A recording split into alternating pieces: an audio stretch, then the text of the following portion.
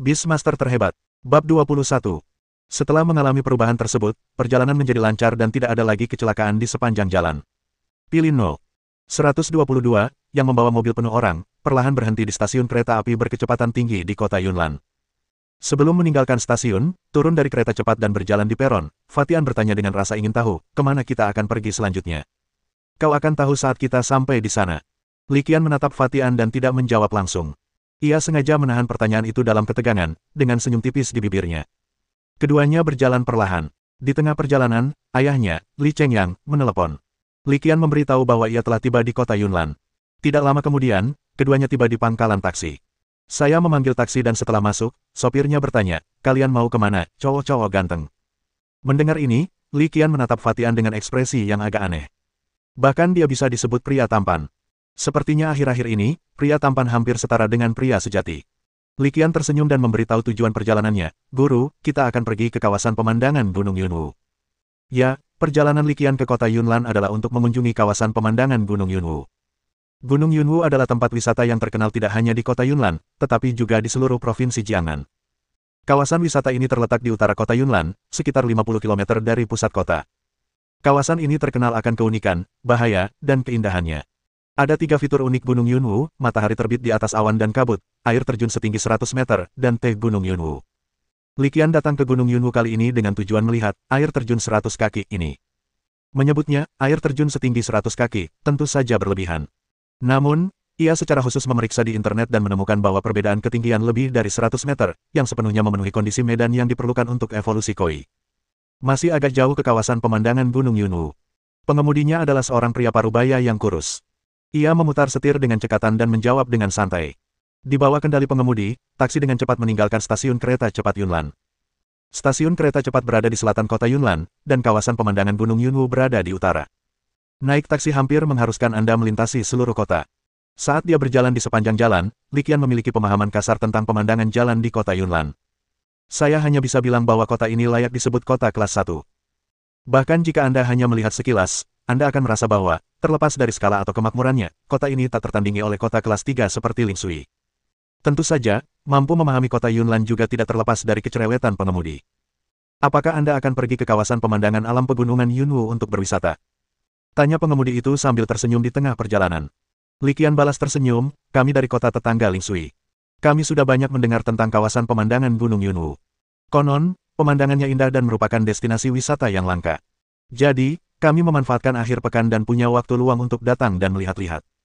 Perkataan Li Qian tentu saja hanya sekadar komentar santai yang mengikuti topik pembicaraan pengemudi. Sepanjang perjalanan, ia tidak hanya menjalankan tugasnya sebagai pengemudi dengan sungguh-sungguh, tetapi juga bertindak seperti pemandu wisata. Ia tidak menanggapi dan bersikap tidak sopan. Dan Fatian jelas tidak berniat bicara, jadi hal semacam ini pasti akan menimpanya. Kalau kalian kesini di akhir pekan, sebaiknya manfaatkan waktu kalian sebaik-baiknya.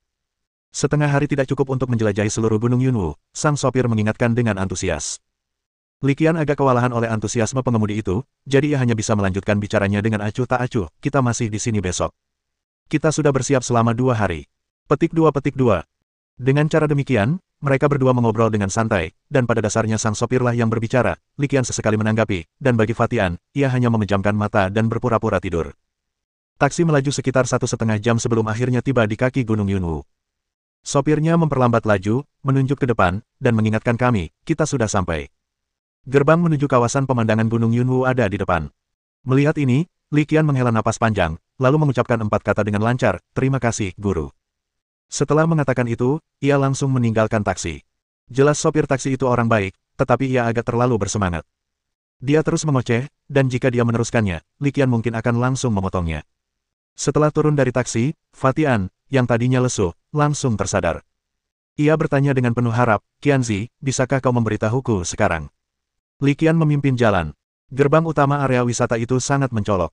Bahkan, tidak perlu panduan pengemudi. Siapapun yang punya mata pun bisa melihatnya. Ia berkata sambil berjalan, sulit dijelaskan, dan bahkan jika kuceritakan sekarang, kau takkan bisa membayangkannya. Tunggu sebentar lagi. Akan ada pertunjukan yang bagus malam ini, dan kau akan mengerti dengan jelas. Kamu misterius sekali. Kuharap kamu benar-benar menyembunyikan sesuatu yang baik. Fatian menggumamkan sesuatu, lalu melanjutkan bertanya, apa yang harus dilakukan selanjutnya? Aku sudah cek internet sebelum ke sini. Ada hotel di daerah yang indah ini. Ayo kita ke hotel dan pesan kamar untuk istirahat. Li Qian tertawa. Sudut mulut Fatian berkedut. Apa rencana awalmu? Li Qian melengkungkan bibirnya dan berkata, ayo kita sewa tenda. Fatian memutar bola matanya. Begitu aku datang, dia langsung pergi ke hotel. Apa pendapatnya tentangku? Tapi lagi pula, dia benar-benar tidak tahu apa-apa tentang tenda itu. Lagi pula, dia akan menginap di hotel, jadi tidak masalah jika Li Qian tidur dengannya. Lebih dari 4 jam telah berlalu sejak mereka berangkat pagi itu. Waktu sudah menunjukkan lewat pukul 1. Setelah check-in di kamar standar di sebuah hotel tak jauh dari pintu masuk kawasan wisata, keduanya tidak langsung beristirahat. Mereka pertama-tama pergi ke restoran hotel untuk makan siang, lalu kembali ke kamar. Di koridor kembali ke kamar, wajah Fatian yang tadinya tertawa tiba-tiba berubah warna. Li Qian segera menyadari perubahan ini dan bertanya, ada apa? Ekspresi Fatian berubah serius. Kamu ingat orang-orang yang baru kita temui di pintu masuk restoran? Li Qian bingung. Tentu saja aku ingat. Mereka memberiku aura yang sangat berbahaya. Fatian merendahkan suaranya, alisnya masih berkerut. Aura berbahaya. Li Qian semakin bingung setelah mendengar ini.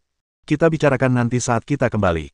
Setelah kembali ke kamar, Fatian menghela napas dan mulai menjelaskan, kau tahu, aku baru saja membangunkan ruang penjinakan binatang. Bakat penjinakan binatangku cukup istimewa, yaitu persepsi bahaya. Entah kenapa, orang-orang yang baru kutemui di pintu masuk restoran itu memberiku firasat yang sangat berbahaya. Setelah mendengar ini, Li Qian juga mengerutkan kening. Jika bakat itu adalah menjinakkan binatang buas, maka harus diasah dengan serius. Mungkinkah ini masalah identitas? Saran Li Qian, misalnya, mereka pengawal, atau mungkin salah satu dari mereka tertular hewan peliharaan yang haus darah. Fatian menggelengkan kepalanya, nadanya tidak yakin, itu bukan hal yang mustahil. Li Qian berpikir sejenak, lalu berkata dengan nada menghibur, tidak apa-apa. Kita belum pernah bertemu sebelumnya. Sekalipun mereka sangat kuat, mereka tidak akan menyerang kita tanpa alasan. Lagi pula, kita hanya di sini semalam dan akan pergi besok pagi. Fatian mengangguk, baiklah, kalau begitu, mari kita selesaikan ini secepatnya dan pergi dari sini. Bab 22. Setelah beristirahat beberapa jam, sekitar pukul 3 sore, mereka berdua pun berangkat. Tujuan mereka sangat jelas, yaitu melihat air terjun setinggi 100 meter itu, jadi mereka tidak menghabiskan banyak waktu untuk berjalan-jalan. Terlebih lagi, akan sangat sulit untuk bepergian mengelilingi Gunung Yunwu sambil menyeret beban seberat Fatian. Bahkan jarak yang dekat dari hotel ke air terjun Baizang membuatnya terengah-engah, dan ini terjadi ketika dia baru saja bangun dan telah membuat kemajuan besar baik dalam kekuatan fisik maupun mental. Ketika mereka sampai di air terjun Baizang dan memandangi air terjun besar yang mengalir deras dari tengah gunung, baik Li Qian maupun Fatian sedikit linglung. Li Qian tidak tahu apa yang dipikirkan Fatian saat ini, tetapi saat ini, pemandangan yang disaksikannya hanya dapat digambarkan dengan puisi dari kehidupan sebelumnya di bumi. Air terjun itu jatuh lurus ke bawah setinggi 3.000 kaki, seolah-olah bima sakti jatuh dari langit. Sungguh spektakuler. Tidak heran Gunung Yunwu telah menjadi objek wisata yang sangat terkenal di seluruh provinsi Jiangnan. Sulit untuk tidak tertarik dengan pemandangan seperti itu. Dengan cara ini, tidak sulit untuk memahami mengapa ada begitu banyak wisatawan di Gunung Yunwu. Air terjun setinggi 100 kaki itu mengalir deras dan jatuh ke aliran sungai pegunungan, membentuk kolam dengan air jernih dan dasar yang dalam.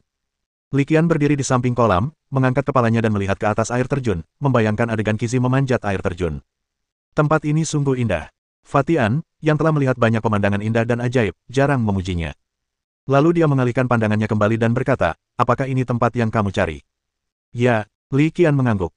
Setelah berjalan-jalan di sekitar kolam selama beberapa putaran, Li Qian tidak tinggal lebih lama dan kembali ke hotel bersama Fatian. Dalam perjalanan pulang, Fatian bertanya dengan sedikit bingung, meskipun aku tidak tahu apa yang akan kita lakukan, apakah kamu yakin tidak perlu membiasakan diri dengan tempatnya terlebih dahulu? Tidak perlu. Li Qian menjawab dengan tegas. Saat ini, hari masih siang bolong, banyak orang dan mata, jadi belum cocok untuk pengujian.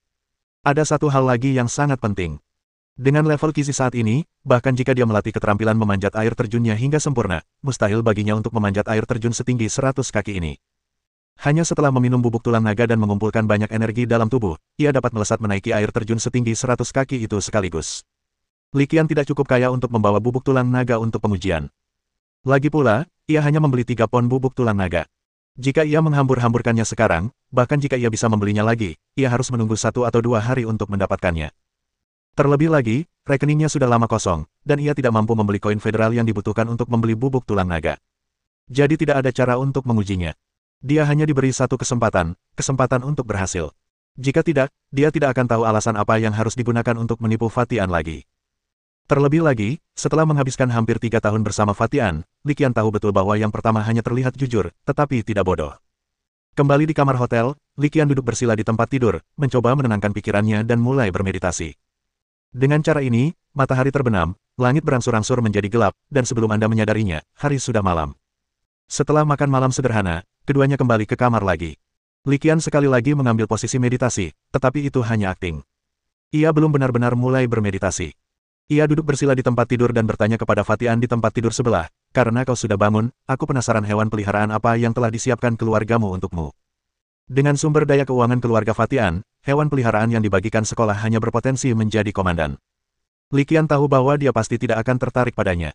Saya tidak tahu potensi apa yang dimiliki hewan peliharaan yang dipersiapkan keluarganya untuknya. Kalau belum melampaui level kelima Overlord, lebih baik langsung buat kontrak dengan naga sisik hijau. Pendekar api hitam. Si gendut An menyebut hewan peliharaan yang disiapkan keluarganya untuknya tanpa ragu. Pendekar api hitam. Li Qian mengerucutkan bibirnya. Hewan peliharaan penyerang bertipe api humanoid. Cukup bagus, tapi potensinya tidak terlalu tinggi. Aku ingat guru Lu Xinmin yang memperkenalkan hewan peliharaan ini. Sepertinya potensi rasnya hanya setingkat penguasa. Hanya level pertama Overlord. Fatian langsung meninggikan suaranya setelah mendengar ini, seolah-olah ia telah mendengar sesuatu yang luar biasa. Tahukah kau betapa mengerikannya nilai hewan peliharaan dengan potensi Overlord sejati? Pendekar api hitam ini menghabiskan biaya keluarga kami setidaknya hampir 50 juta. Fatian melanjutkan penjelasannya kepada Li Qian, dan itu juga membutuhkan banyak poin kontribusi. 50 juta. Untung besar sekali. Mendengar angka yang dilebih-lebihkan itu, mata Li Qian hampir berubah menjadi mata uang federal. Tidak heran jika dikatakan bahwa pelatih menghasilkan uang dengan cepat, terutama pelatih tingkat tinggi. Ambil contoh naga sisik hijau. Naga ini berpotensi mencapai level kelima Overlord. Mengolahnya saja bisa bernilai setidaknya ratusan juta. Dan persediaannya seharusnya masih sedikit. Tapi berapa biaya untuk membudidayakan naga sisik hijau? Jika tidak memperhitungkan waktu, koin federal yang dibayarkan hanya sekitar 1 juta. Setidaknya 100 kali lipat keuntungannya. Tidak heran jika pelatih tingkat tinggi semuanya sangat kaya. Setelah menggumamkan sesuatu, mata Li Qian berbinar saat dia menatap Fatian. "Fatian, bukankah keluargamu berbisnis?" Katanya dengan penuh semangat, maksudku jika, aku benar-benar berhasil mengembangbiakkan hewan peliharaan dengan potensi dominan, bisakah kau menjualnya untukku? Meskipun Li Qian mengatakannya seolah-olah, Fatian bisa merasakan keseriusan di dalamnya. Ia mengangguk dan berkata, "Tentu saja bisa. Tapi cara terbaiknya adalah dengan bersama-sama mendirikan basis pembiakan." Fatian langsung menyatakan apa yang menurutnya merupakan pendekatan terbaik.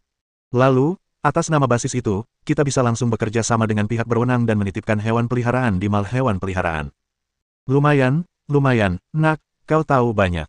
Kalau kita bekerja sama di masa depan, kau bisa memimpin." Li Qian mengangguk. "Tunggu." Fatian tertegun sejenak setelah mendengar ini, lalu langsung bereaksi, "Ini, sesuatu yang bahkan belum diputuskan, kau benar-benar merencanakannya. Bagaimana kau tahu tak ada satu goresan pun tersisa di horoskopmu? Malam ini, aku akan menggambar kedua goresan itu untukmu." Li Qian tersenyum misterius. Fatian menirukannya sambil tersenyum, "Kamu membuatku merasa sedikit gatal." "Hampir sampai," gumam Li Qian pelan, lalu berhenti bicara dan melanjutkan meditasinya. Waktu berlalu dengan lambat, dan sedikit setelah pukul 10 malam, Li Qian tiba-tiba membuka matanya. Melihat Fatian yang sudah tertidur lelap di sebelahnya, dia tersenyum tak berdaya. Sambil berjalan mendekat dan menepuk-nepuknya, Li Qian berkata sambil tersenyum, "Fatian, ayo pergi. Ayo pergi sekarang." Fatian membuka matanya dengan linglung. Li Qian meliriknya dan berkata, "Jika kau tidak ingin menyaksikan kelahiran hewan peliharaan potensial setingkat Overlord, kau bisa tinggal di kamar hotelmu. Ayo, kita berangkat sekarang." Mendengar ini, si gendut An segera merangkak keluar dari selimut dengan tubuh gemuknya. Bab 23.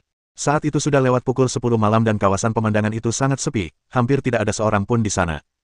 Alasan mengapa dikatakan pada dasarnya tidak ada orangnya adalah karena tempat wisata pegunungan seindah itu pasti penuh dengan para pencinta pendakian malam hari. Ada yang datang untuk menyaksikan bintang-bintang malam ini, dan ada pula yang datang untuk menyaksikan matahari terbit besok pagi. Namun, tujuan orang-orang ini hampir seluruhnya adalah puncak gunung. Di tengah perjalanan menuju gunung, suasananya sunyi dan sepi. Tepatnya, sesaat terasa sunyi dan sepi, lalu di saat berikutnya, dua sosok perlahan mendekat. Pada saat yang sama, di sebuah hotel tidak jauh dari pintu masuk kawasan pemandangan. Di sebuah ruangan, Liu Changfeng, Kapten Tim Operasi Khusus Biro Keamanan Publik, mengenakan seragam hitam, menatap tajam ke arah 7 bawahannya yang berdiri di depannya. "Sekarang, umumkan tujuan operasi malam ini. Tangkap mereka hidup-hidup kalau bisa, kalau tidak, bunuh mereka di tempat." Salah satu anggota tim bertanya, "Kapten, apa yang harus kita lakukan terhadap wisatawan di kawasan wisata tersebut?" Liu Changfeng memandang anggota tim tersebut dan berkata, "Jangan khawatir, tidak banyak turis yang menginap di kawasan wisata ini pada malam hari, dan sudah ada rekan-rekan dari Biro Keamanan Publik yang turun tangan untuk memberikan perlindungan." Setelah menjelaskan, Liu Changfeng tidak berkata apa-apa lagi. Ia tiba-tiba mengulurkan tangannya dan mengayunkannya ke bawah. Saat dia melambaikan tangannya, seekor ngengat biru seukuran wastafel tiba-tiba muncul dari kehampaan. Ngengat biru mengepakkan sayapnya, dan cahaya bintang yang cemerlang memercik. 8 anggota tim operasi khusus Biro Keamanan Publik, termasuk Liu Changfeng, bermandikan cahaya bintang dan langsung menghilang tanpa jejak. Di sisi lain, Li Qian dan Fatian telah tiba di kaki air terjun 100 kaki. Kurasa aku sudah membuatmu penasaran, kan? Fatian menatap air terjun 100 kaki yang megah mengalir deras, lalu mengalihkan tatapan penasarannya ke Li Qian. Hampir terjual habis. Li Qian tersenyum tipis, menunjukkan sikap percaya diri. Begitu dia selesai berbicara, dia menunjuk. Titik yang ia tunjuk adalah genangan air di sampingnya. Tepat ketika Fatian kebingungan, sebuah lingkaran pemanggil heksagram biru muda tiba-tiba muncul di permukaan air. Fatian melihat pemandangan ini dan tiba-tiba menyadari sesuatu, lalu menunjukkan ekspresi tak percaya di wajahnya, kamu sudah punya hewan peliharaan. Kamu tidak mau lagi punya hewan peliharaan yang ditugaskan sekolah. Hewan peliharaan yang didistribusikan oleh sekolah memiliki potensi besar. Li Qian kini telah memiliki hewan peliharaan. Mungkinkah ia memiliki hewan peliharaan dengan potensi yang lebih besar lagi? Lingkaran sihir heksagram biru muda menghilang. Dengan baik. Saat Fatian melihat dengan jelas hewan peliharaan yang dipanggil Li Qian, dia tercengang. Bahkan, mungkin karena dia tidak begitu percaya dengan apa yang dilihatnya, dia menggosok matanya. Ikan koi. Setelah memastikan bahwa hewan peliharaan yang muncul di kolam setelah susunan pemanggilan heksagram menghilang memang hanya seekor koi, matanya terbelalak, apa kau gila? Apa kau gila? Dia tercengang. Qianzi, apa kau gila? Si gendutan menghampiri Li Qian dan mengguncangnya, seolah ingin membangunkannya. Hewan peliharaan yang dibagikan sekolah kita, seburuk apapun, setidaknya berpotensi menjadi komandan tingkat pertama. Kau sudah membangunkan ruang penjinakan binatang dan berhak menerimanya. Kenapa kau mengontrak koi tak berguna ini? Qizi cukup cerdas dan mungkin mengerti beberapa kata-kata Fatian. Ia memutar matanya dengan cara yang manusiawi di dalam air dan meniup beberapa gelembung ke arah Fatian untuk mengekspresikan ketidakpuasannya. Li Qian tidak terkejut dengan hilangnya ketenangan Fatian. Padahal, kalau bukan karena eksistensi jari emas, kalau bukan karena selesainya penelitian tentang jalur evolusi dari koi ke naga sisik hijau, maka mengontrak Qizai tentu akan jadi keputusan gila. Ia menatap Fatian dengan penuh rasa terima kasih. Lagi pula, hilangnya ketenangan pihak lain adalah demi kebaikannya sendiri. Hanya saja dia tidak tahu situasi sebenarnya. Li Qian bukanlah tipe orang yang tidak tahu apa yang baik untuknya. Dia tersenyum dan menunjuk Qizai di dalam air, Fatian, koi milikku ini berbeda dari koi biasa. Fatian mengamatinya dan berkata, memang sedikit berbeda, tapi sedikit lebih besar dan lebih panjang dari koi biasa. Tidak perlu dikontrak hanya karena keanehan ini. Koi ini tidak terlihat seperti bermutasi. Dan meskipun bermutasi, koi yang bermutasi tetaplah koi, dan potensinya memang seperti itu. Dia berbicara dengan agak kesal, dan akhirnya mendesah dengan ekspresi kesal, aku benar-benar tidak mengerti mengapa kamu mau tertular hewan peliharaan yang tidak berguna seperti itu. Sayangnya, kontraknya sudah ditandatangani, dan semuanya sudah sampai pada titik ini. Tidak ada yang bisa kita lakukan. Melihat Fatian merasa kasihan padanya, Li Qian tersenyum kecut dan berkata, Fatian, berhentilah meratap. Aku tertular koi ini karena alasanku sendiri. Ingat hewan peliharaan potensial tingkat overload yang pernah kuceritakan sebelumnya. Fatian tersadar setelah mendengar ini, mungkinkah hewan peliharaan potensial tingkat overload yang kamu sebutkan sebelumnya adalah koi ini? Benar sekali. Li Qian tidak menyembunyikannya dan mengangguk. Pada titik ini, Qizi akan mulai berevolusi, jadi tidak ada gunanya menyembunyikannya. Koi. Hewan peliharaan potensial tingkat penguasa. Melihat Li Qian mengangguk, Fatian mulai bertanya-tanya apakah dia berhalusinasi atau tidak.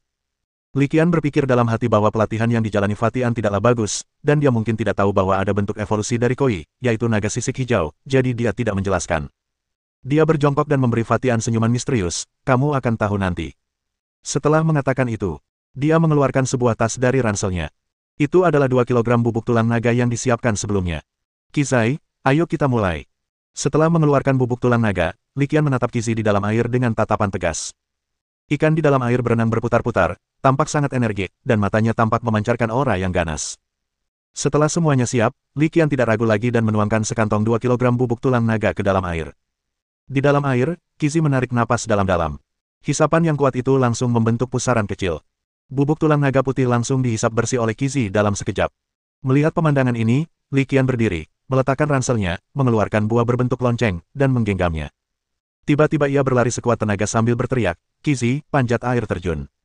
Begitu selesai berbicara, ia melepaskan Afu untuk mengamati proses evolusi. Kemudian Li Qian berlari keluar dengan kecepatan yang sangat tinggi, dan sasarannya adalah tangga batu di samping air terjun.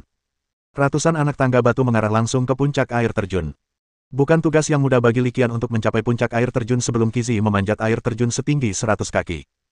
Namun, pada saat ini, dia penuh percaya diri dan merasakan pasokan kekuatan yang tak ada habisnya mengalir dari tubuhnya. Pada saat yang sama, Kizi berubah menjadi garis air tanpa ragu-ragu dan menyerbu langsung menuju air terjun setinggi 100 kaki dengan momentum yang tak tergoyahkan. Melihat sikap penuh gairah antara laki-laki dan ikan itu, Fatian agak bingung. Tetapi dia segera menyadarinya, dan kemudian ekspresi antisipasi tersembunyi muncul di wajahnya. Dia mengenal karakter Li Qian dengan sangat baik. Meskipun pihak lain kadang-kadang membanggakan diri dan mengobrol dengannya, dia tidak pernah bercanda atau bersikap bodoh jika menyangkut masalah penting. Qianzi, mungkinkah orang ini menemukan cara mengembangkan koi? Meskipun spekulasi ini keterlaluan, dikombinasikan dengan kata-kata Li Qian sebelumnya, tampaknya ini adalah satu-satunya kemungkinan yang sesuai dengan situasi saat ini. Tapi apa itu? Ikan koi. Salah satu dari 4 pemborosan yang diakui oleh dunia penjinakan binatang buas. Jika Li Qian benar-benar mengetahui bagaimana koi dapat berevolusi, apalagi potensi untuk menjadi yang dominan, bahkan jika itu hanya potensi untuk menjadi komandan, itu akan menjadi berita yang menggemparkan. Jika ini benar, status Li Qian mungkin akan berubah drastis dalam sekejap. Dengan pencapaian ini saja, seseorang dapat segera naik ke posisi pelatih menengah. Bahkan, bukan tidak mungkin untuk dipromosikan langsung menjadi pelatih senior. Saat pikirannya sedang kacau, dia melihat Li Qian sudah menaiki tangga batu yang tingginya lebih dari 10 meter. Saat dia melirik kizai ikan koi ke arah lain, badai tiba-tiba muncul di hatinya. Karena Kizi sudah mulai mendaki air terjun dan tingginya terus meningkat, Anda dapat melihat garis air yang sangat jelas mengalir ke hulu. Tentu saja, meskipun pemandangan ini aneh, itu tidak cukup untuk mengejutkan Fatian.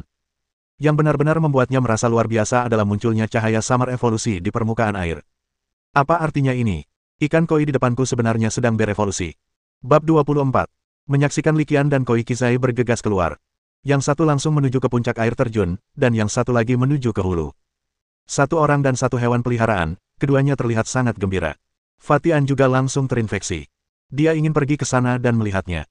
Namun, saat berikutnya, pikiranku menjadi tenang. Mengingat kekuatan fisik dan ukuran tubuhnya sendiri, serta tingginya anak tangga batu, ia segera melupakan ide yang tidak realistis ini. Saat aku sampai di sana, bunga lili mungkin sudah dingin. Sambil memikirkan hal ini, dia berdiri di sana dengan tenang. Dia menatap tajam ikan koi Kizai yang sedang memanjat air terjun. Tepatnya, ia menatap cahaya evolusi yang semakin terang yang mekar dari permukaan air. Adapun tubuh asli Kizi, dia tidak dapat melihatnya sama sekali karena terhalang oleh air terjun. Qianzi, kamu benar-benar mengejutkan. Sambil menelan ludah dan berusaha keras menahan rasa terkejut di hatinya, Fatian tak kuasa menahan diri untuk bergumam dalam hati. Kali ini, jika aku benar-benar bisa melihat evolusi koi, mungkin itu bukan hanya akan menjadi saksi bisumu terbang tinggi, tapi juga kesempatan bagi keluargaan kita untuk melangkah maju. Belum lagi Fatian sedang banyak pikiran, sesaat dia memikirkan banyak hal yang berjangka panjang. Di sisi lain, saat pandangan semakin dekat, Li Qian masih menaiki tangga batu dengan kecepatan yang sangat cepat. Tak jauh darinya, di air terjun, garis air yang bergelombang telah menjadi lebih tebal karena Kizi berenang melawan arus. Selain itu, cahaya evolusi menjadi semakin jelas dalam kegelapan ini. Setelah mendaki sekitar 60 meter, Li Qian berhenti sejenak, menoleh ke belakang, lalu melirik ke puncak air terjun.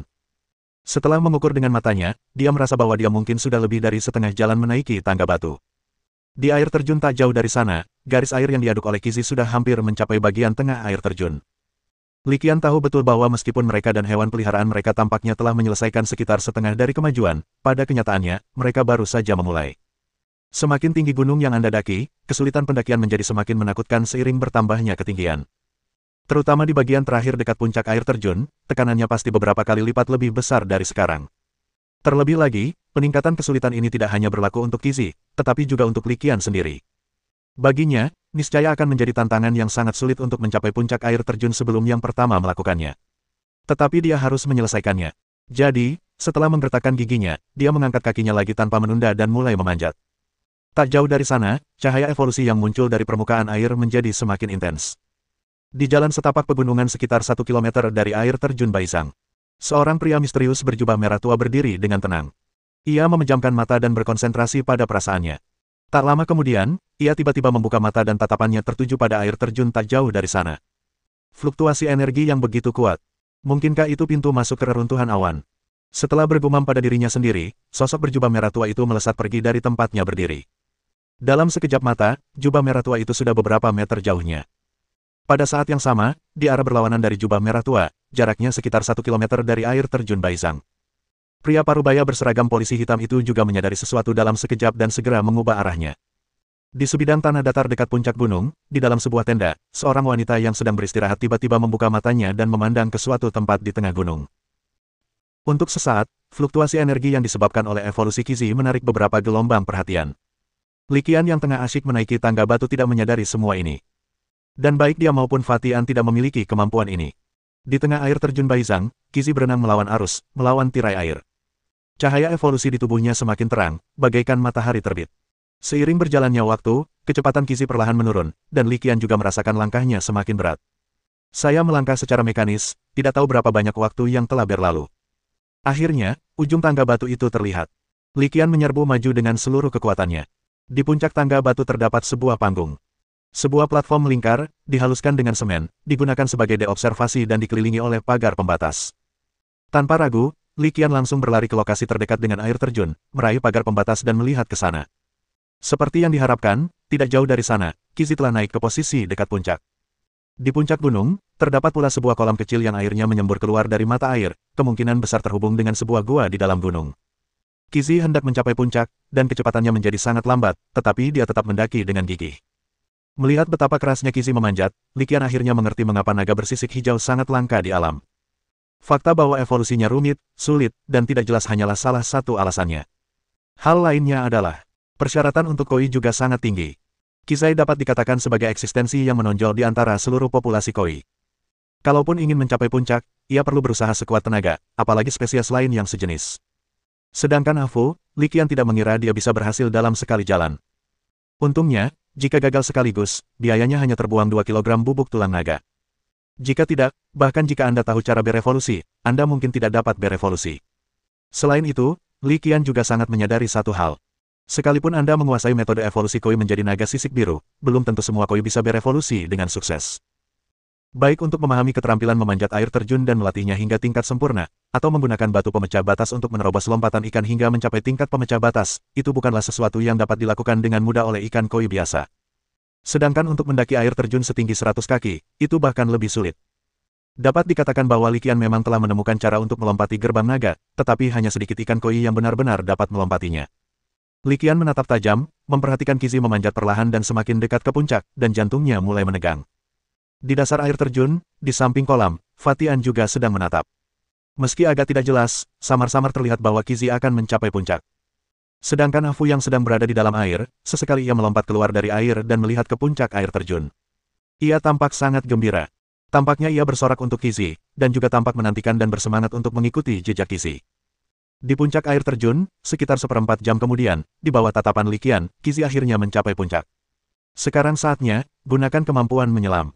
Gumam Li Qian dalam hati, dan menyampaikan ide itu kepada Qizi melalui kontrak. Menabrak. Merasakan pikiran Li Qian, Qizi memilih untuk mempercayainya tanpa syarat. Ia mengerahkan seluruh tenaganya, mengerahkan seluruh energi dalam tubuhnya, dan tiba-tiba melompat keluar dari air. Qizi menggunakan keterampilan melompat ikan yang melampaui batas, dan ia melompat sangat tinggi, diperkirakan lebih dari 5 meter. Tampaknya benar-benar ada gerbang naga yang tak terlihat di kehampaan di depan. Ia akan melompati gerbang naga, dan cahaya evolusi di tubuhnya menjadi semakin intens. Pada saat ini, Li Qian bergerak. Ia mengayunkan tangannya dan melemparkan buah lonceng angin itu. Li Qian melempar bola dengan sangat akurat, dan buah lonceng angin hampir langsung menuju Qizi. Qizi meraih buah lonceng angin dengan mudah dan menelannya tanpa ragu. Berdengung. Tiba-tiba, cahaya evolusi meledak bagai bubuk mesiu yang telah ditekan hingga batas ekstrim. Aang-ang. Di tengah hujan cahaya, raungan naga samar-samar bisa terdengar. Hujan cahaya turun, menerangi hampir semua tempat di sekitar air terjun Baizhang. Ledakan. Akhirnya semua air hujan ringan itu pun reda dan jatuh ke dalam kolam di dasar air terjun. Saat itu juga semua gerimis jatuh ke dalam kolam. Menabrak. Ombak pun meledak, dan sebuah kepala naga dengan tanduk berbentuk kerucut tiba-tiba melompat keluar dari air, diikuti oleh seluruh tubuh naga. Tubuh ramping naga itu panjangnya sekitar 6 meter. Sisik naga hijau berkilau, dan bertatakan pada tubuh naga seperti bintang. Cakar naga biru kehijauan, meskipun hanya 3 cakar, tidak kalah tajam dan indah. Tidak diragukan lagi ini adalah naga bersisik hijau. Selain tanduk kerucut dan 3 cakar, itu adalah gambaran standar naga oriental. Mulia, agung, tajam, dan menakjubkan. Itulah semua perasaan yang diberikan naga bersisik hijau kepada Fatian. Pada saat ini, dia seperti ayam kayu, berdiri tegak di tepi kolam seperti boneka. Bab 25. Naga bersisik hijau dengan panjang 6 meter itu tampak agung. Ia melaju karena angin. Itu benar-benar menunggangi angin. Angin kencang bertiup dalam sekejap. Angin menyebabkan kolam melonjak. Anginnya begitu kencang sehingga Fatian hampir tidak bisa membuka matanya. Itu tidak disengaja. Faktanya, anak naga sisik hijau ketujuh baru saja menyelesaikan evolusinya dan tidak mampu mengendalikan energi dalam tubuhnya sesuka hati. Menghadapi kekuatan dahsyat yang secara tidak sengaja dibawa oleh naga sisik hijau, suasana hati Fatian menjadi kacau, pikirannya gelisah, dan dia terpesona. Pada saat ini, pendekar api hitam, yang memiliki potensi untuk mencapai level penguasa, telah dilupakan olehnya. Baik dari penampilan maupun kekuatan, naga bersisik hijau jauh lebih unggul darinya. Adapun pendekar pedang api hitam, yang memiliki potensi untuk berevolusi menjadi penguasa pedang api hitam. Itu hanya sebuah pikiran. Belum lagi kemungkinan terjadinya evolusi tidaklah tinggi, kalaupun bisa berevolusi dengan sukses, biaya evolusi saja bukanlah sesuatu yang mampu ditanggung oleh dia atau bahkan keluarganya. Dan karena Li Qian mampu mengetahui proses evolusi dari koi menjadi naga sisik hijau. Siapa tahu, di masa depan, kita bahkan mungkin dapat meneliti metode evolusi naga sisik hijau. Pada saat ini, dia sudah yakin betul bahwa Li Qian tengah membudidayakan seorang jenius, bukan seorang monster. Kalau bukan karena budidaya monster, bagaimana seseorang bisa membudidayakan hewan peliharaan tingkat penguasa di sekolah menengah? Angin menderu. Dalam sekejap mata, Qizhi telah terbang ke udara. Dalam sekejap, ia telah mencapai puncak air terjun setinggi 100 kaki. Ia melihat ke arah Li Qian di platform pengamatan. Li Qian juga melihatnya. Satu orang, satu hewan peliharaan, itu pemahaman diam-diam. Mereka telah menentukan bahwa satu sama lain adalah mitra terdekat. Mitra yang dapat Anda percaya dalam hidup dan mati. Qizhi melayang di udara, perlahan-lahan menenangkan angin kencang di sekitarnya. Ia menjulurkan kepalanya. Li Qian mengulurkan tangan dan membelai kepala naga itu. Qizhi mengusap telapak tangan Li Qian dengan penuh kasih sayang. Penampilan harmonis sang tuan dan peliharaan membuat Fatian iri. Ini benar-benar sebuah langkah maju, bukan hanya untukmu, tapi juga untuk diriku sendiri. Melihat Qizhi dan merasakan umpan balik yang dibawa oleh kontrak jiwa, Li Qian tidak dapat menahan diri untuk bergumam pada dirinya sendiri. Evolusi hewan peliharaan dapat memberikan umpan balik dan peningkatan menyeluruh bagi sang Beastmaster. Ini juga merupakan metode yang paling umum dan sering digunakan oleh Beastmaster untuk meningkatkan kekuatan mereka sendiri. Pada saat ini, Li Qian bisa merasakannya. Kualitas saya dalam semua aspek telah meningkat pesat. Tubuh dipenuhi dengan energi, seolah-olah telah mengalami pembersihan meridian dan sumsum tulang. Li Qian mengepalkan tinjunya dan merasa bahwa ia dapat merobohkan 10 dirinya yang belum berevolusi. Tentu saja, meningkatkan kebugaran fisik bukanlah hal yang paling penting. Yang lebih penting, Li Qian benar-benar merasa. Kekuatan mentalnya melonjak beberapa kali lipat dalam sekejap bagaikan air pasang. Dia bahkan samar-samar menyentuh hambatan seorang Beastmaster elit. Namun, mengingat potensi naga sisik hijau, dia sudah menduga adanya peningkatan seperti itu. Terlebih lagi, Li Qian menduga bahwa jika dia tidak menjadi beban, Qizhi mungkin dapat langsung mencapai tingkat elit dalam satu langkah. Tahukah Anda, energi yang dapat dibawa oleh evolusi hewan peliharaan potensial yang dominan sangatlah mengerikan. Sayang sekali jiwa hewan peliharaan dan Beastmaster berada dalam harmoni. Mereka adalah belenggu bagi satu sama lain.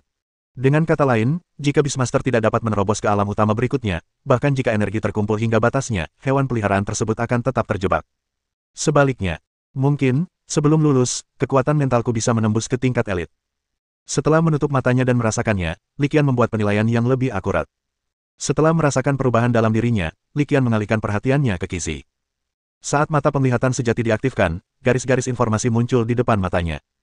Nama, naga sisik hijau Qizhi. Atribut, air, angin. Level, tingkat ke-9 biasa. Potensi, penguasa level 5.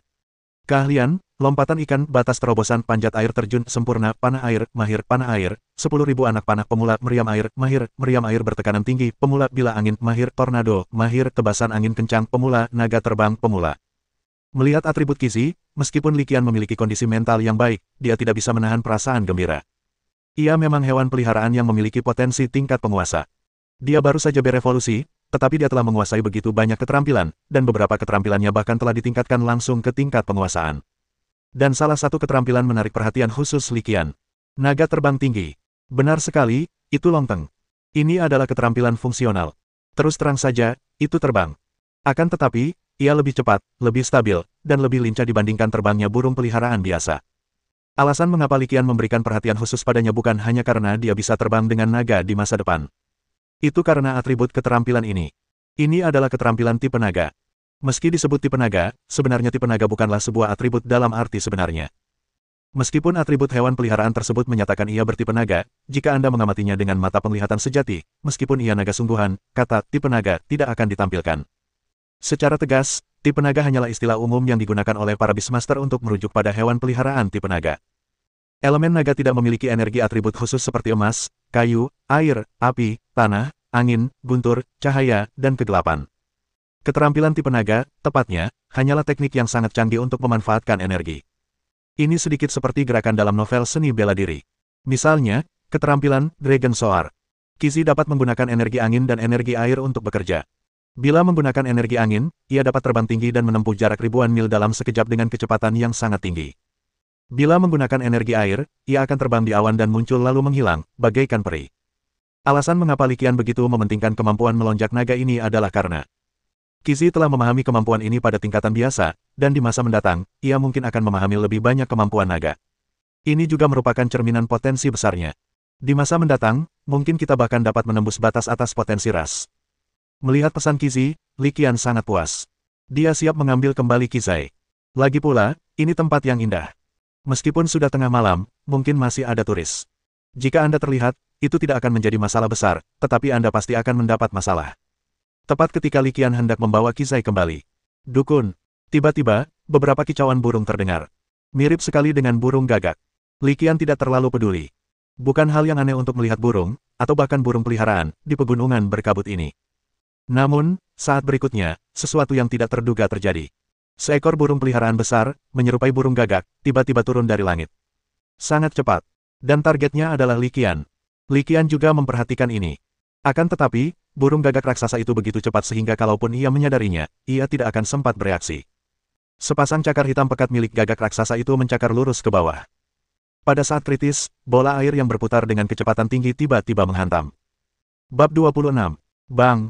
Bola air yang berputar dengan kecepatan tinggi itu secara akurat mengenai burung gagak raksasa yang menukik ke bawah.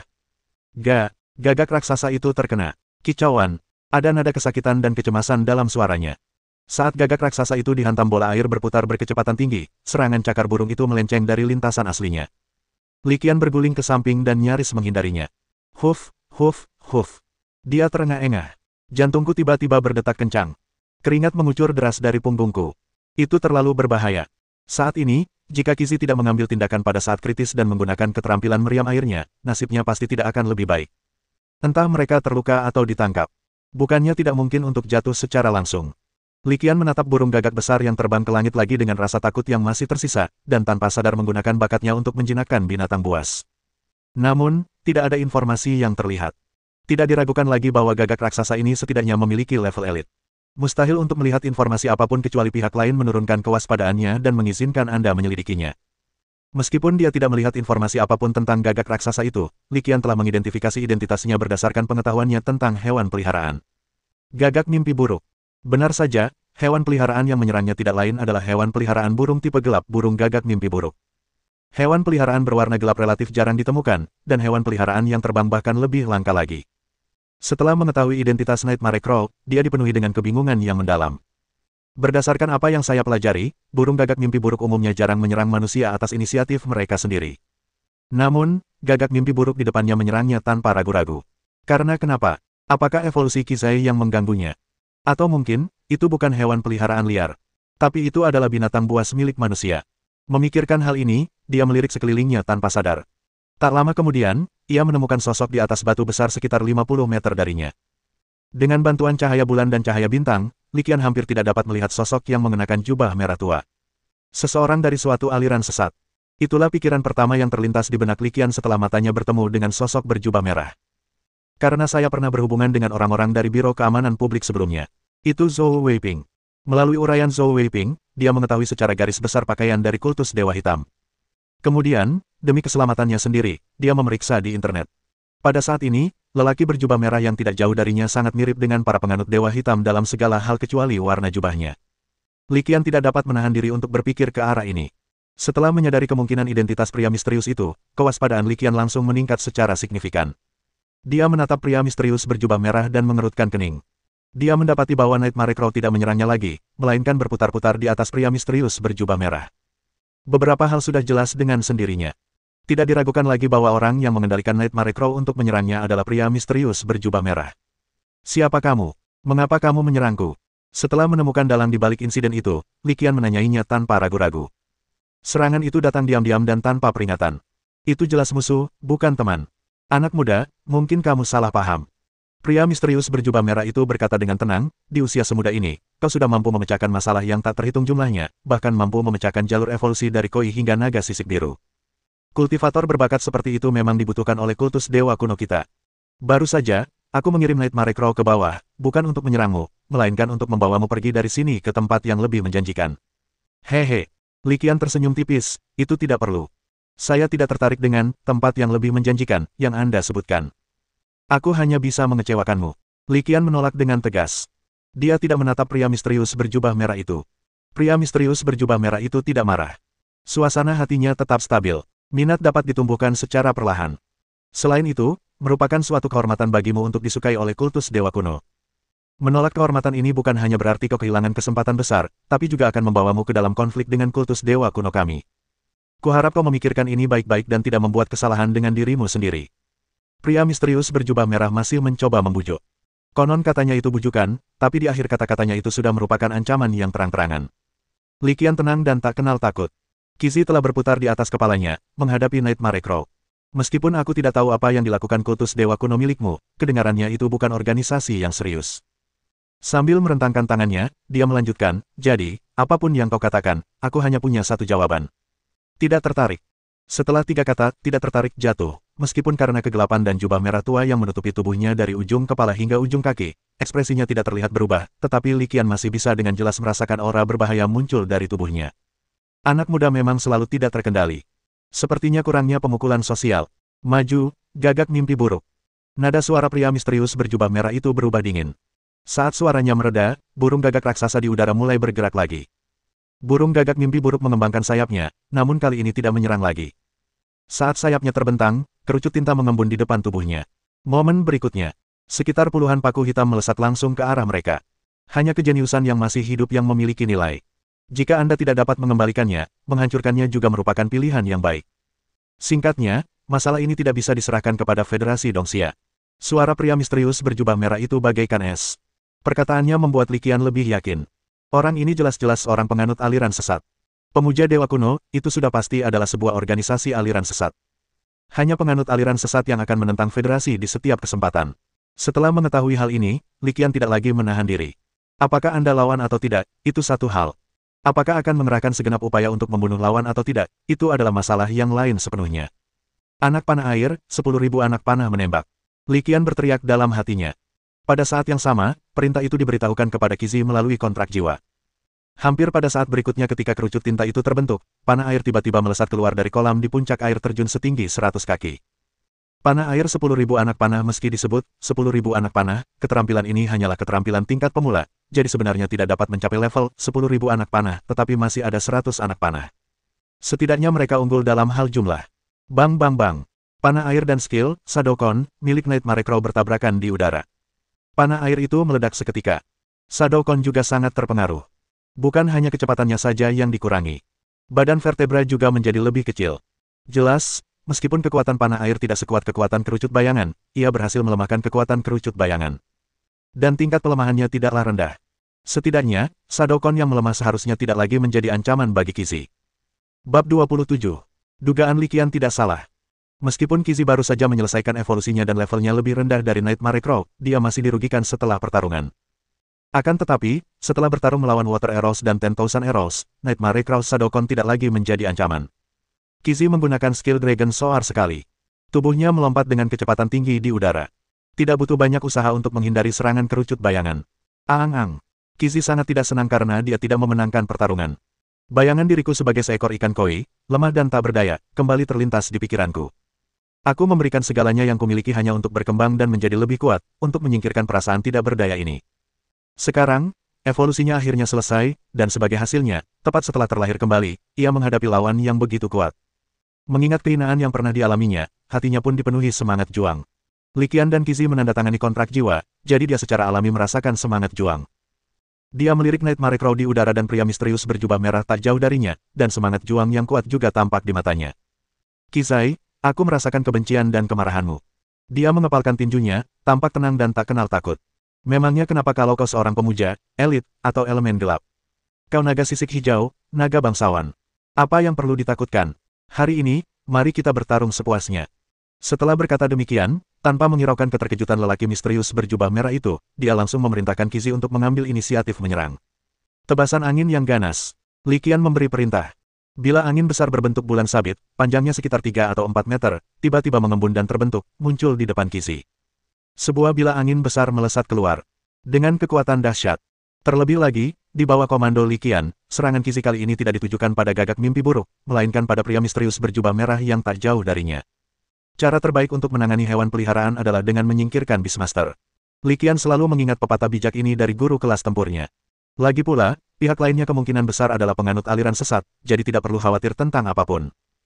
Terlebih lagi, karena pihak lain ingin menculiknya dan bersiap membunuhnya jika penculikan gagal, menghadapi cara yang begitu kejam, Li Qian merasa bahwa bagaimanapun dia membalas, itu tidak akan berlebihan dan itu hanya pembelaan diri.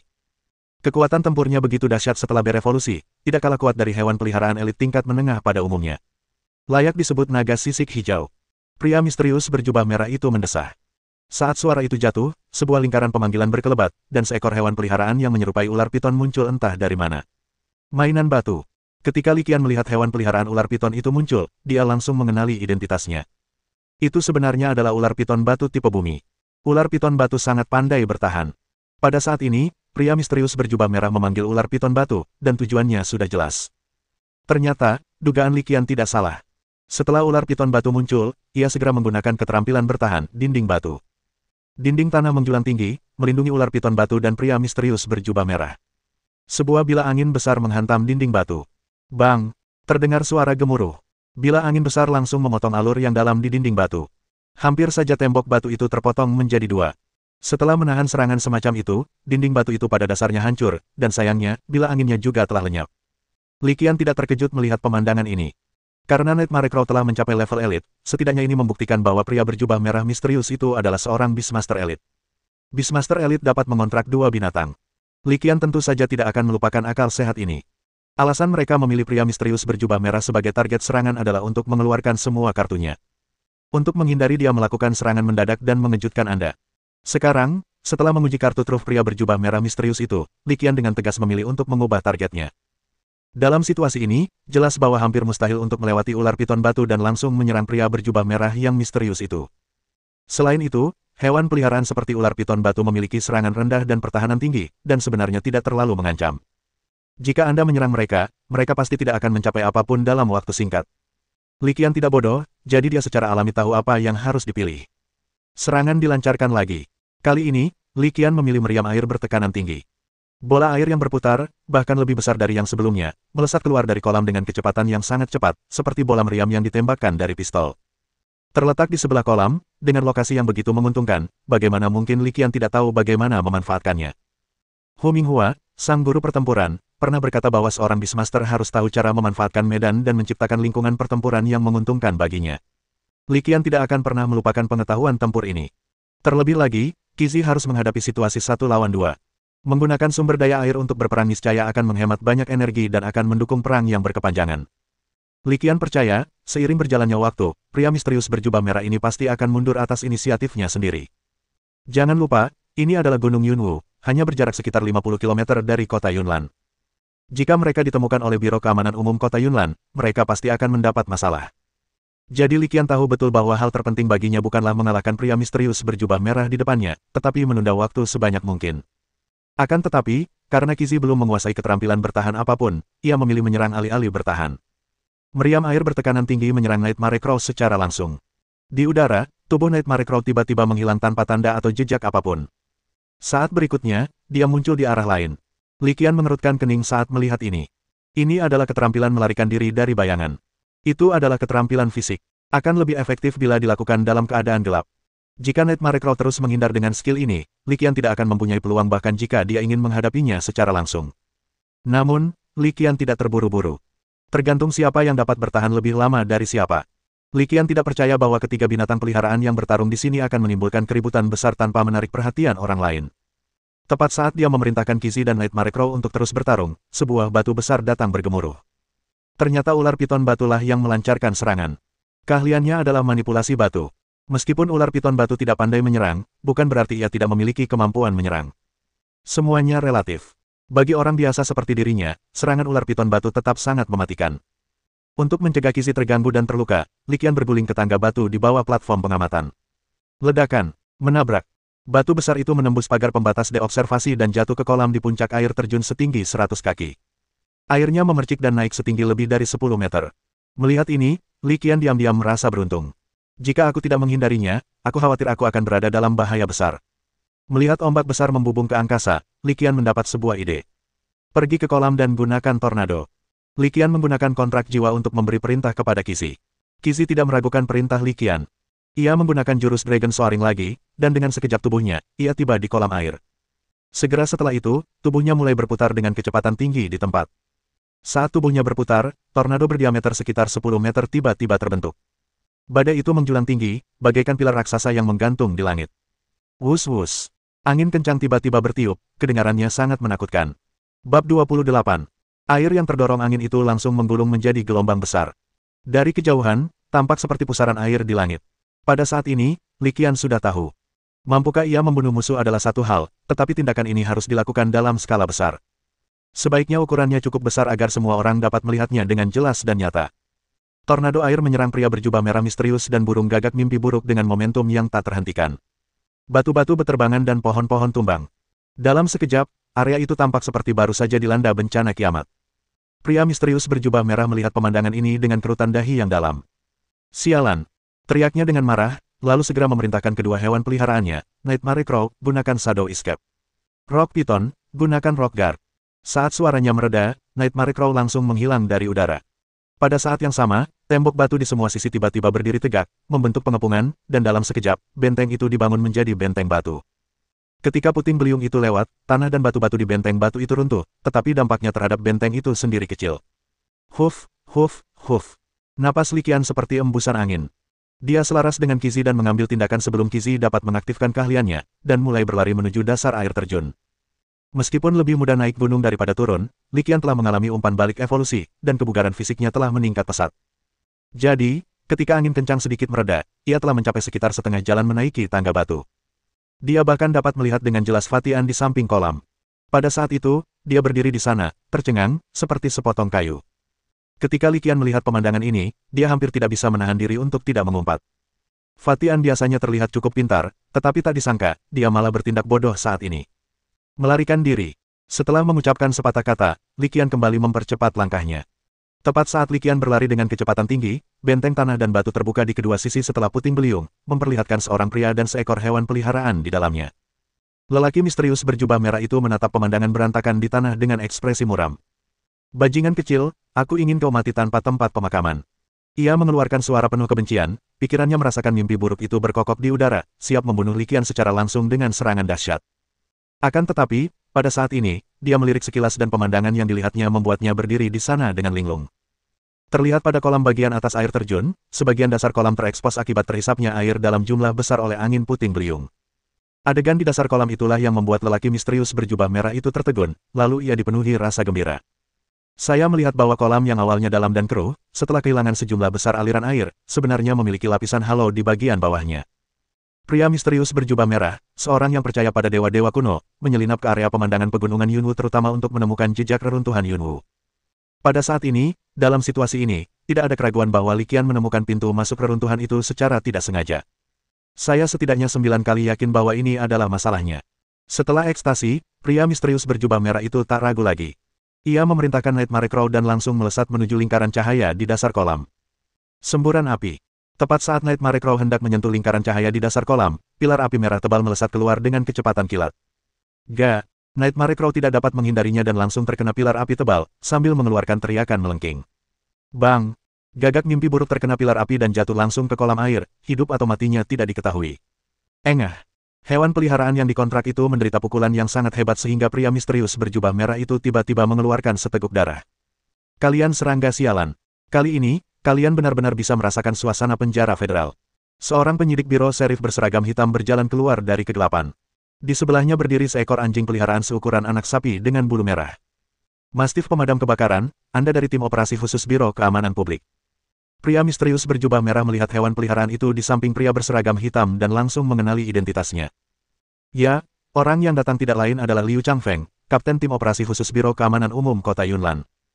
Liu Changfeng menyeringai, matanya tiba-tiba menjadi tajam, penglihatan bagus, tapi sayangnya, tidak ada imbalan. Xiao Hong, lanjutkan seranganmu yang membara, biarkan api naga bernyanyi. Begitu Liu Changfeng selesai berbicara, anjing api yang berdiri di sampingnya tiba-tiba menyerbu keluar, dan bola api yang berkobar keluar dari mulutnya. Api menyembur keluar dan langsung mengembun menjadi bentuk naga di udara. Api berbentuk naga menyerang pria misterius berjubah merah dengan kekuatan yang luar biasa. Tingkat Komandan. Menghadapi api berbentuk naga yang mengerikan, pria misterius berjubah merah itu mengeluarkan suara ngeri dan menilai kekuatan Liu Changfeng. Penjaga batu. Tidak ada waktu untuk menghindar, jadi dia harus memerintahkan ular piton batu untuk terus menggunakan perlindungan batu dan mencoba bertahan. Pada saat yang sama, di sisi lain, Li Qian telah melarikan diri ke dasar air terjun, dengan Qixi melayang di atas kepalanya.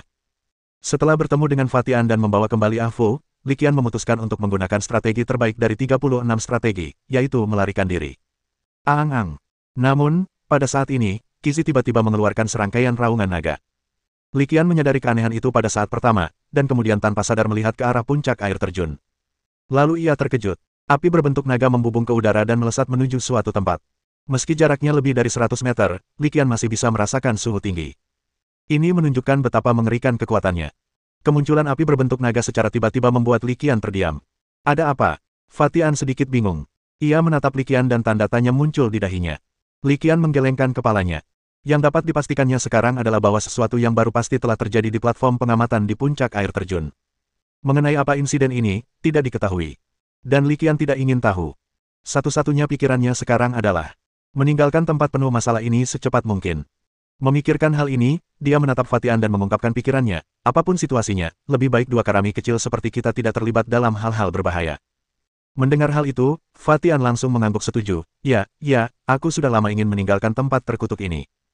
Setelah memastikan pikiran masing-masing, keduanya tidak ragu lagi dan langsung berlari ke pintu masuk area pemandangan itu. Sepanjang perjalanan, Qixi selalu terbang di ketinggian rendah untuk memberikan perlindungan. Hal ini memberikan Li Qian dan Fatian banyak rasa aman. Saudaraku, kau benar, pergilah ke pendekar pedang api hitam sialan itu. Si gendutan yang terengah-engah melirik naga bersisik hijau yang terbang rendah dan berkata dengan iri, naga bersisik hijau itu YYDS yang asli. Jangan bicara. Setelah kita meninggalkan tempat terkutuk ini, kau harus menyiapkan naga sisik hijau untukku. Berapa harganya? Katakan saja jumlahnya. Li Qian mengerutkan bibirnya dan berkata, uang itu masalah kecil. Kuncinya, jika kita ingin Koi menyelesaikan evolusinya, kita harus menemukan air terjun yang cocok. Jadi, mungkin kita harus datang ke tempat terkutuk ini lagi. Sudut mulut Fatian berkedut. Setelah beberapa saat, ia berkata dengan suara berat, aku akan kembali dan berdiskusi dengan Antian Yu untuk melihat apakah kita bisa mengontrak area pemandangan Gunung Yunwu. Li Qian bertanya-tanya, siapa Antian Yu? Fatian, kakekku. Li Qian. Bab 29. Area pemandangan pegunungan Yunwu, lokasi air terjun Baisang. Liu Changfeng memimpin Fire Mastiff dan bertarung dengan pengikut Ancient God Cult. Disebut pertempuran, tetapi sebenarnya lebih tepat disebut pemukulan sepihak. Liu Changfeng menekan penganut kultus Dewa Kuno dengan keuntungan mutlak. Dragon Flame Song berbeda dengan skill api lainnya. Setelah keterampilan dilepaskan, hewan peliharaan masih dapat mengendalikannya. Pada saat ini, Fire Mastiff mengendalikan api berbentuk naga untuk berputar dan melilit Rock Python, melepaskan keterampilan bertahannya, Rock Guard. Terlihat dengan mata telanjang bahwa benteng batu yang dibentuk oleh keterampilan bertahan itu terbakar merah dengan kecepatan yang sangat cepat. Jika kecenderungan ini terus berlanjut, bahkan jika benteng batu itu tidak dapat dibobol, para penganut Dewa Kuno di dalamnya akan dibakar sampai mati. Dengan kata lain, pada saat ini, para pengikut kultus Dewa Kuno telah terperangkap. Mustahil untuk terbang meski bersayap. Api bersuhu tinggi terus menyala, dan Liu Changfeng menatapnya tanpa ekspresi, tidak ada tanda-tanda kegembiraan atau kesedihan. Benar saja, ada kaki tangan. Tiba-tiba, tatapan Liu Changfeng menajam. Ia memiringkan kepalanya, melihat ke suatu arah, dan memerintahkan, Xiao Jinzi, pergi dan tarik tikus itu untukku. Begitu dia selesai berbicara, lingkaran pemanggilan berkedip, dan seekor kera raksasa emas setinggi sekitar 5 meter muncul dari udara tipis. Kera raksasa itu memegang tongkat emas di tangannya dan, mengikuti instruksi Liu Changfeng, tiba-tiba melompat keluar dan menghantam ke arah tertentu. Pada tongkat itu, mengalir energi keemasan, bersinar cemerlang. Tiba-tiba ia diayunkan keluar, disertai suara angin pecah yang keras, dan kekuatannya sungguh mengerikan. Ledakan. Tongkat itu terlempar dan dipukul ke arah tertentu, sehingga terjadilah ledakan. Ternyata itu adalah skill serangan dahsyat dari King Kong AP, Mountain Breaking Strike. Pada saat ledakan terdengar, sesosok tubuh terbang keluar dari kegelapan. Sungai bumi mengalir. Sosok itu melesat keluar dan berteriak diam-diam pada saat yang sama. Saat suara itu jatuh, sesosok tubuh kekar tiba-tiba muncul entah dari mana dan menghantam tanah dengan keras. Sebuah sungai, yang seluruhnya terdiri dari tanah dan batu mengalir deras ke depan. Sungai tanah dan batu tidak menyerang Liu Changfeng, tetapi mengalir langsung ke tempat di mana api berbentuk naga itu bercokol. Ditutupi oleh sungai tanah dan batu, api berbentuk naga, yang telah kehilangan sebagian besar kekuatannya, akhirnya dikalahkan dan langsung padam. Api berbentuk naga itu terkubur di sungai bumi. Detik berikutnya, sungai bumi terbelah, memperlihatkan para penganut dewa kuno di dalamnya. Pada saat ini, sang pemuja dewa kuno tidak lagi tampak seperti sebelumnya, dan dia tampak sangat malu. Terdapat luka bakar yang luas pada permukaan tubuhnya. Dapat dikatakan jika lelaki misterius itu tidak tiba-tiba muncul untuk menyelamatkannya, anggota sekte dewa kuno itu pasti sudah terbunuh tanpa tempat pemakaman dalam waktu singkat. Tuan utusan Tuhan. Umat kultus dewa kuno memandang pria misterius yang menyelamatkan mereka dan berkata dengan hormat dan syukur. Setelah berkata demikian, ia menambahkan dengan getir, "Maafkan aku, utusan Tuhan. Kau tampil sangat baik, membantu sekte dewa menemukan pintu masuk reruntuhan Yunwu." Pria misterius itu melambaikan tangannya dan berkata dengan tenang, sedangkan orang ini, Liu Changfeng, Kapten Tim Operasi Khusus Biro Keamanan Publik Kota Yunlan, kekuatannya sudah mencapai level komandan. Kau takkan mampu melawannya. Liu Changfeng tidak terkejut ketika mendengar kata-kata tenang pria misterius itu. Wajar baginya jika kecerdasannya diketahui orang lain karena ia telah berjuang melawan kekuatan jahat selama bertahun-tahun. Utusan dari kultus dewa kuno tiba-tiba menangkap seekor ikan besar. Liu Changfeng tertawa dan tidak takut. Tepat saat keduanya tengah berbincang, sosok besar yang menghantam tanah dan menyebabkan sungai tanah dan batu itu telah tiba di samping pria misterius itu. Itu adalah seekor beruang coklat yang besar. Beruang raksasa itu tingginya sekitar 7 atau 8 meter. Saat seseorang berdiri, dia seperti gunung kecil, memberi kesan kepada orang-orang bahwa awan gelap sedang menekan kota. Setidaknya dia komandan tingkat menengah beruang badai bumi. Ini agak merepotkan. Setelah bergumam pada dirinya sendiri, pada saat berikutnya, 7 sosok tiba-tiba berkumpul dari kegelapan di arah yang berbeda. Orang yang datang tidak lain adalah anggota timnya. Terjadi keributan besar di sini, sehingga baik anggota tim operasi khusus maupun penganut kultus dewa kuno telah menyadari adanya kejanggalan. Hampir segera setelah mereka menyadari adanya kelainan, personel dari kedua belah pihak mengambil tindakan dan bergegas datang. Setelah melirik ke-7 anggota tim yang berkumpul bersama dan keempat orang percaya yang tiba-tiba bergabung dengan kubu lawan, Liu Changfeng menjilat bibirnya. Sekalipun kekuatan utusan Tuhan itu sedikit lebih tinggi darinya, dia masih bisa mengalahkannya jika dia memiliki keunggulan jumlah. Yang terpenting adalah waktu ada di pihak Anda. Lagi pula, ini berada di dalam kota Yunlan, dan dukungan akan segera tiba. Sedangkan pihak lain, para pemuja, biasanya seperti tikus yang bersembunyi di balik bayangan, tak berani terpapar sinar matahari. Setelah membuat keributan besar, mereka pasti tak akan berani tinggal lebih lama lagi. Ada hal lain lagi, yang juga menjadi sumber terbesar kepercayaan diri Liu Changfeng. Tidak seperti orang lain, Liu Changfeng tahu sedikit tentang reruntuhan awan berkat koneksinya dengan pemerintah federal. Kalau saja keturunan dari legenda itu masih berjaga di dekat sini, apapun yang terjadi di sini, itu tidak akan jadi masalah besar. Mungkin pertarungan yang tengah ia hadapi dengan utusan dari sekte dewa kuno saat ini hanyalah permainan di mata keturunan legendaris itu. Namun, Liu Changfeng tahu betul bahwa keberadaan orang itu adalah kartu truf yang tidak dapat digunakan atau diungkap dengan mudah. Jadi mereka harus berjuang sendiri. Jangan ambil risiko. Memikirkan hal ini, dia mengedipkan mata pada wakil Kapten Xie Dongye di sebelahnya. Di seluruh tim operasi khusus, saat ini, hanya dia dan Xie Dongye yang telah mencapai level komandan, dan karena mereka berdua baru saja mencapai level tersebut, mereka belum tertular hewan peliharaan ketiga. Bertempur sendirian, mereka jelas bukan tandingan utusan kultus dewa kuno. Namun, jika keduanya bekerja sama, 4 hewan peliharaan akan berhadapan dengan 3 hewan peliharaan. Meskipun mereka mungkin sedikit kurang level, hal itu seharusnya tidak menjadi masalah. Adapun anggota lain dari sekte dewa kuno, sudah lebih dari cukup jika 6 bawahannya yang mengurusi mereka. Di antara kelompok orang-orang dari kultus dewa kuno ini, satu-satunya yang dapat dianggap sebagai ancaman nyata adalah utusan Tuhan ini. Yang lainnya hanya berada di level elit. Dengan keunggulan jumlah dan kekuatan, jika lawan tidak mundur, hanya masalah waktu sebelum mereka dikalahkan. Wakil Kapten Xie Dongye dan Liu Changfeng telah bekerja sama selama bertahun-tahun. Liu Changfeng langsung mengerti maksudnya dan memanggil hewan peliharaannya tanpa ragu. Hewan peliharaan tipe angin tingkat komandan, burung nasar serigala, dan mastif api tingkat komandan. Konfigurasi hewan peliharaan di tim operasi khusus Biro Keamanan Publik pada dasarnya sama. Hewan peliharaan utamanya adalah hewan peliharaan serigala anjing dan monyet.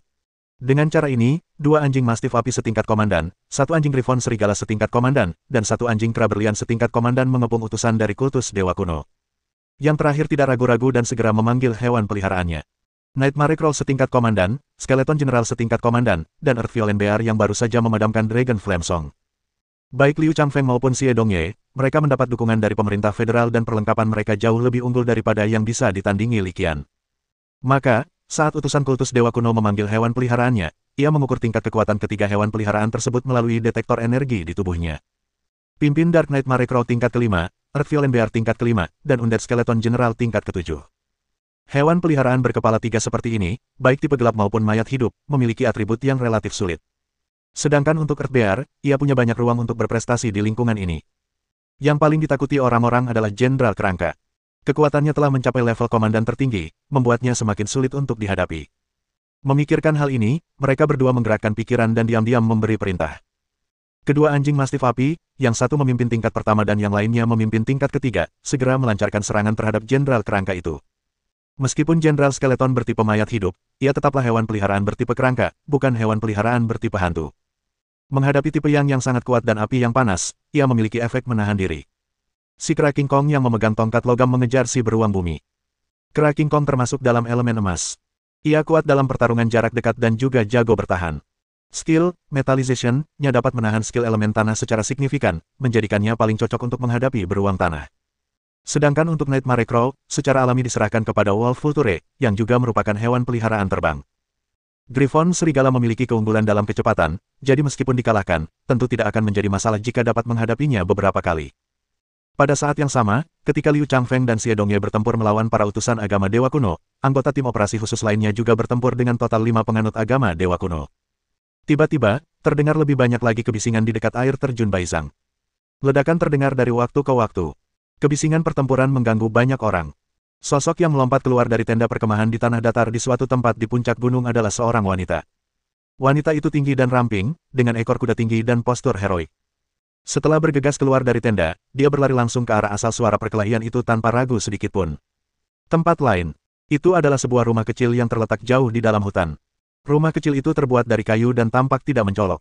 Saat berikutnya, pintu rumah kayu itu didorong terbuka, dan seorang lelaki tua dengan rambut dan janggut setengah putih berjalan keluar perlahan. Aduh, aku sudah menjalani hidup yang damai selama separuh hidupku. Aku tidak tahu apakah aku bisa terus bekerja sebagai penjaga hutan. Sembari berbicara, dia memfokuskan pandangannya ke suatu lokasi di kawasan pemandangan itu. Di suatu tempat di daerah yang indah itu, di dalam sebuah rumah, seorang wanita dewasa berusia 30-an juga mendorong pintu hingga terbuka dan berjalan keluar. Wanita berseragam pemandu wisata itu tak kuasa menahan diri untuk mengumpat sambil mendorong pintu hingga terbuka. Berantem, berhenti. Sudah larut malam dan kau takkan membiarkanku istirahat. Kuharap kau tak mengganggu istirahat lelaki tua itu. Begitu dia selesai berbicara, dia berlari keluar, berjalan cepat melewati pegunungan dan hutan. Orang bisa melihat samar-samar bahwa di sekelilingnya terdapat tentakel tanaman merambat berwarna hijau coklat yang siap bergerak. Bab 30. Awan-awan bergerak ke segala arah, dan semuanya bergegas menuju ke tempat terjadinya pertempuran. Baik Liu Changfeng dan Xie Dongye, maupun utusan agama Dewa Kuno tidak menyadari pemandangan ini. Namun, kedua belah pihak telah mengantisipasi hal ini. Dengan keributan sebesar itu, tidak mungkin tidak ada yang datang untuk memeriksanya. Oleh karena itu, pada saat ini, meskipun utusan Tuhan telah menekan Liu Changfeng dan Xie Dongye, dia tidak merasakan kegembiraan apapun di hatinya. Baik medan maupun rakyat tidak berpihak pada mereka. Jika mereka terus berjuang, kemungkinan besar mereka akan menghadapi bahaya yang tak terduga. Melihat ketujuh binatang peliharaan itu bertarung hingga tak berdaya, sang utusan Tuhan justru mulai punya ide untuk mundur. Utusan Tuhan juga merupakan orang yang tegas. Setelah mengambil keputusan, dia diam-diam memberi perintah dalam hatinya.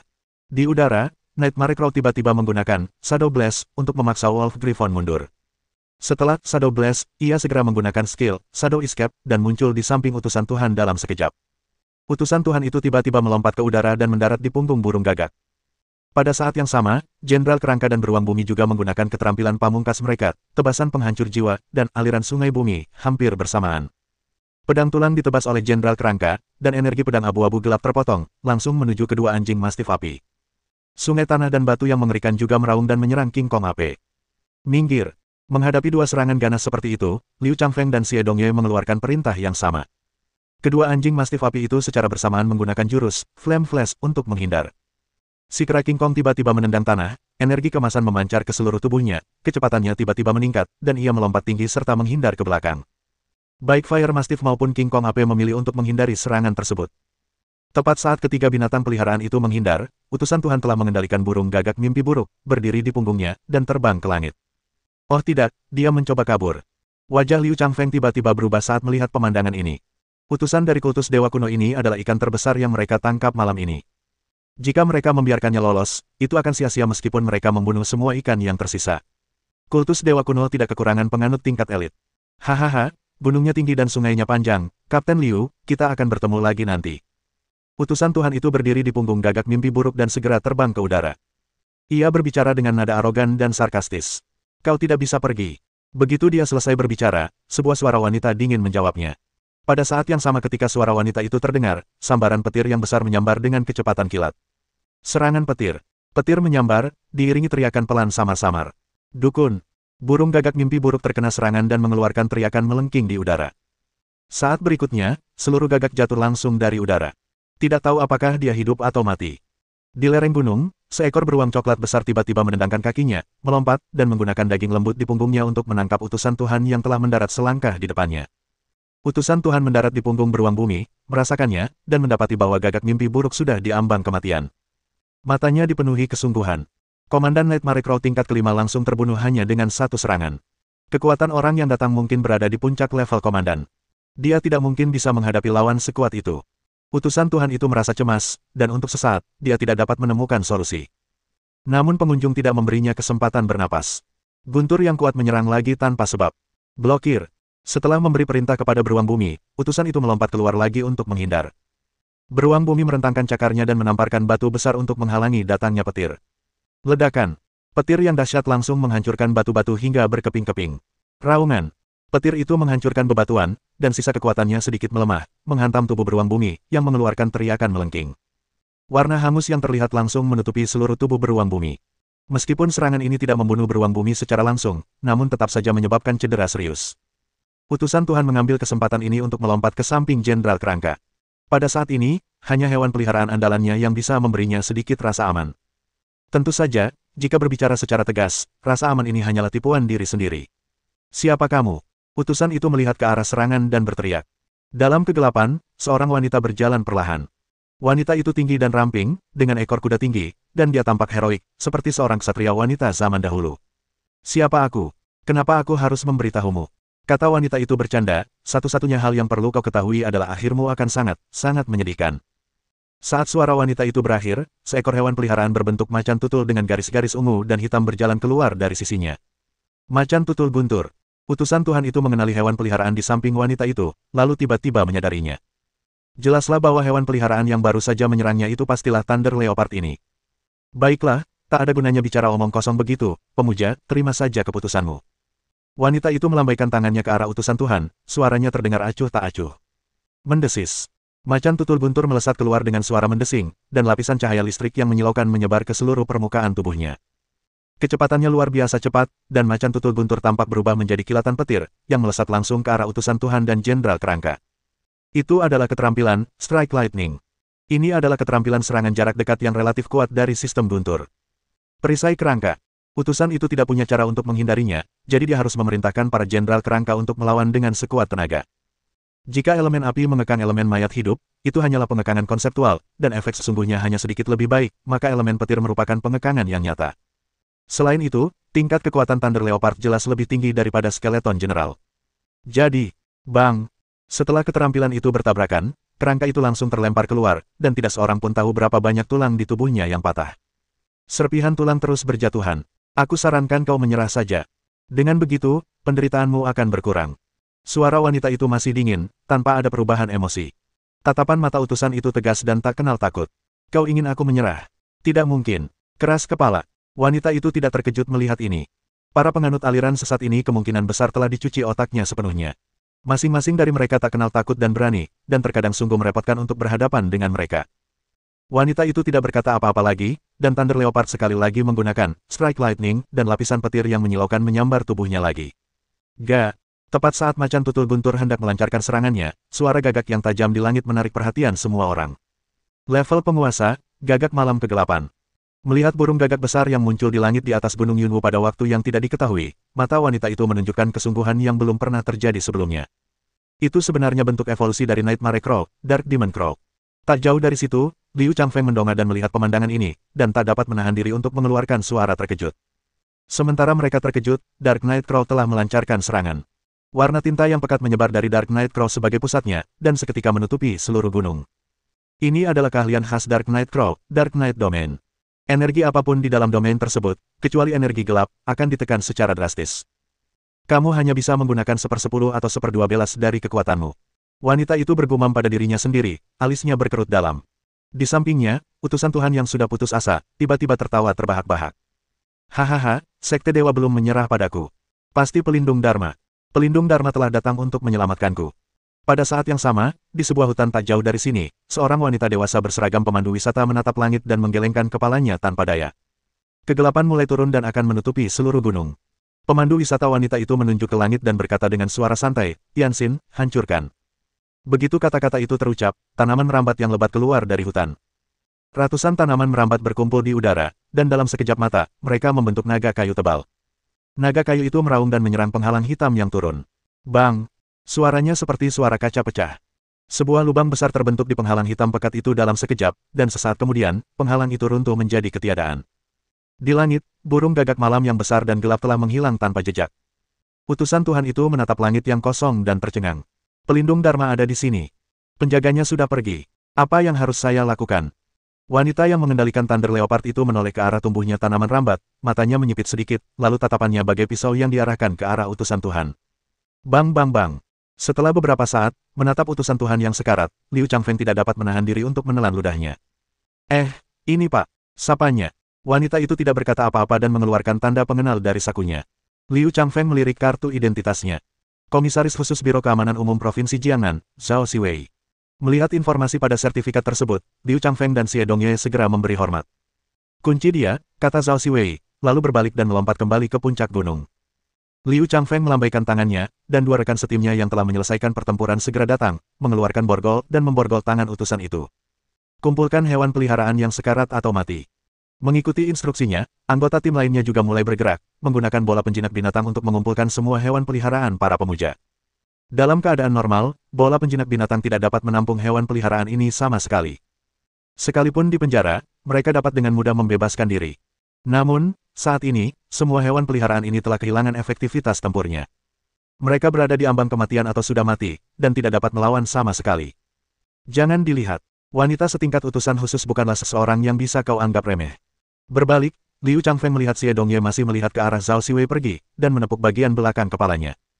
Si tolol ini, yang selama ini dungu, akhirnya sadar dan benar-benar jatuh cinta pada utusan khusus itu. Liu Changfeng tidak tahu harus berkata apa. Bagaimana mungkin seorang wakil kapten tim operasi khusus sepertimu bisa memimpikannya wanita seperti itu? Tidak, Kapten, kau. Jangan salah paham, jangan bicara omong kosong. Pipi Xie Dongye langsung merona merah ketika mendengarnya.